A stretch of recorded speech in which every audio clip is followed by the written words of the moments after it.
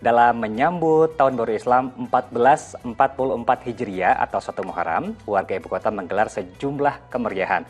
Di antara kita simak bagaimana warga Pulau Gadung, Jakarta Timur dan Pademangan, Jakarta Utara yang memeriahkannya dengan rangkaian pawai obor. Ratusan orang tumpah ruah ke ruas Jalan Kampung Muka Ancol, Pademangan, Jakarta Utara. Sambil membawa obor dan memainkan drum, mereka menyusuri pelosok kampung sambil mengumandangkan sholawat. Kegiatan pawai obor ini merupakan bagian dari menyambut datangnya Tahun Baru Islam 1444 Hijriah atau 1 Muharram. Pawai obor menyambut Tahun Baru Islam 1 Muharram 1444 Hijriah terjadi juga di kawasan Pulau Gadung, Jakarta Timur. Ribuan orang warga Jatinegara Kaum berkeliling wilayah ini sambil sholawatan. Selain pawai obor, peserta juga membawa umbul-umbul serta mengibarkan bendera merah putih. Ribuan orang warga Bogor juga tumpah ruah ke jalan di kawasan Puncak Bogor, Jawa Barat. Mereka juga ramaikan pawai obor hingga ruas jalanan Puncak macet panjang. Sebab iring-iringan obor mengular sepanjang 3 km di jalur utama tersebut. Tim Liputan melaporkan. Masya Allah, sungguh wajar rasanya Ustaz ya dan juga pemirsa kalau tahun baru ini kita maknai dengan sukacita. Selain tentunya dimunajatkan beberapa doa-doa, harapan begitu ya. Nah kalau ke Ustaz sendiri, Ustaz biasanya ada agenda khusus nggak dalam merayakan tanggal 1 Muharram ini? Saya tidak ada acara atau agenda khusus ya menyambut Muharram ini, kecuali di malamnya itu kita berdoa bersama keluarga ya.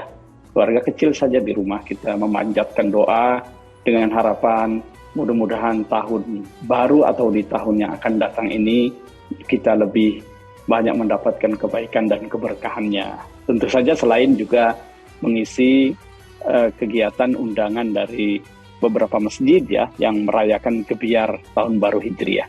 Hanya itu saja, tidak punya acara khusus ya. Baik, Ustaz mungkin bisa tolong diingatkan kembali kepada pemirsa apa sejarah 1 Muharram ini, penanggalan Hijriah. Kita tahu bahwa ini erat kaitannya dengan hijrahnya baginda Rasul pada saat itu Ustaz ya. Betul Mas Demi ya. Jadi peristiwa ini mengingatkan kita tentang peristiwa atau yang terjadi 1444 tahun yang lalu ya. 1444 tahun yang lalu ketika Rasulullah Shallallahu Alaihi Wasallam berpindah dari kota Makkah yang merupakan kampung halamannya, tanah kelahirannya. Di sana Nabi berdakwah selama 13 tahun tetapi tidak mendapat sambutan yang baik ya. Bahkan mendapati penindasan, kezaliman, bahkan dicemooh, dicaci, dan lain sebagainya.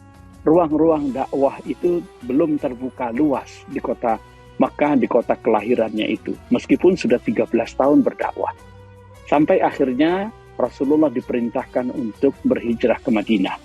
Ini bukan peristiwa yang tiba-tiba atau kebetulan saja, tetapi sudah ada kegiatan sebelumnya. Beberapa tokoh dari Madinah itu sudah berbaiat untuk mendukung dakwah Nabi. Mereka itulah yang membuka jalan, mempersiapkan kota Madinah sebagai tempat atau lahan dakwah yang baru. Nah, kemudian pergilah Nabi ke sana dan betul di kota Madinah itulah tumbuh masyarakat yang berhasil membangun peradaban Islam. Padahal di situ Nabi hanya 10 tahun ya. 10 tahun tetapi suasananya begitu sangat kondusif sehingga Islam cepat tersebar ya ke berbagai wilayah termasuk juga ke kota Makkah. Bahkan hanya 8 tahun setelah Nabi hijrah ke Madinah itu Nabi sudah kembali ke kota Makkah dengan membawa kemenangan. Berhasil menaklukkan kota Makkah ya. Karena yang memeluk Islam dalam jangka waktu 8 tahun itu sudah banyak sekali. Bahkan sejak tahun 9 Hijriah itu seluruh kabilah-kabilah yang ada di sekitar kota Madinah itu sudah tunduk kepada Rasulullah Shallallahu Alaihi Wasallam. Dari situlah lalu kemudian terbangun peradaban Islam yang gemilang sampai 7-8 abad berikutnya, bahkan hingga saat ini. Oleh karenanya peristiwa itu menjadi sangat penting sekali untuk kita kenang sebagai tonggak dalam sejarah dakwah Islam dalam membangun peradaban kemanusiaan. Ustaz, dimulainya 1 tahun Hijriyah begitu ya, tanggal 1 tahun pertama di bulan Hijriyah ini bertepatan dengan sekitar 622 Masehi begitu Ustaz ya. Nah, ada lain yang menarik kita dengar bahwa sama-sama 12 bulan dan penamaan bulan di tahun Hijriyah ini mencari padanan kata atau makna dari tahun Masehi yang sudah ada. Seperti misalnya Safar itu artinya kuning, di mana tumbuh-tumbuhan mulai menguning dan bersiap untuk di musim gugur pada bulan Rabiul Awal. Nah, kalau Muharram sendiri seperti apa Ustaz maknanya? Ya, Muharram itu secara bahasa dari kata haram ya. Dan bulan Muharram ini 1 dari 4 bulan yang disebut oleh Al-Quran sebagai arba'atun hurum, 4 bulan haram. Dan itu dijelaskan oleh Rasulullah adalah bulan Dzulqa'dah, Dzulhijjah, Muharram, kemudian dengan Rajab. Nah, haram itu artinya ya terlarang. Haram itu artinya suci. Haram itu artinya agung. Haram itu artinya mulia. Jadi makna-makna kebaikan yang terkandung di bulan Muharram ini. Selain tentu saja, salah satu pantangan di bulan haram, salah satunya di bulan Muharram ini adalah berperang. Jadi dulu orang-orang kabilah-kabilah Arab itu senang sekali bertarung, berperang. Tapi untuk 4 bulan itu mereka diharamkan. Tidak boleh. Harus menjaga kesucian dan keagungannya. Karena bulan-bulan itu orang dianjurkan untuk mendekatkan diri kepada Allah Subhanahu wa taala.